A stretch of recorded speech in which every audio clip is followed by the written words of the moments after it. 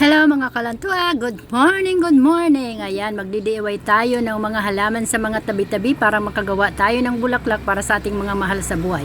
Ganito lang po, kumuha kayo ng ganitong dahon na sa paligid na ginagawa lang halaman. Kaya ganito po ang gagawin nyo. O, tingnan nyo, ayan ang dahon na aking gagawin na bulaklak. At saka ayan, o diba? Madami sila sa mga tabi-tabi, hindi na kayo bibili at makakatipid pa kayo. Ayan, ganito po ang paggawa niyan. Guntingin nyo lamang yung sa ganyan, kalahati, at sa kabila ay kalahati din. Yan. O, nakikita nyo yan. O. Tapos, yan. Ganyan, isiksik nyo sa kabila. At sa kabila din ang isa. O, ayan. Tapos na.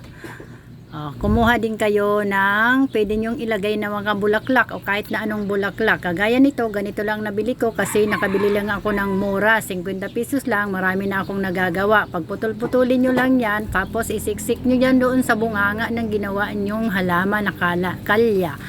O kaya ganyan, o diba? Marami na, o diba?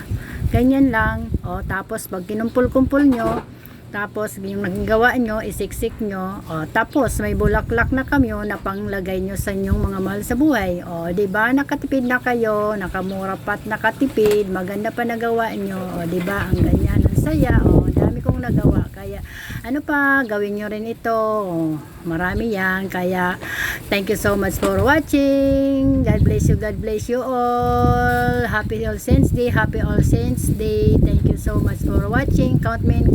Let's go. Bye-bye.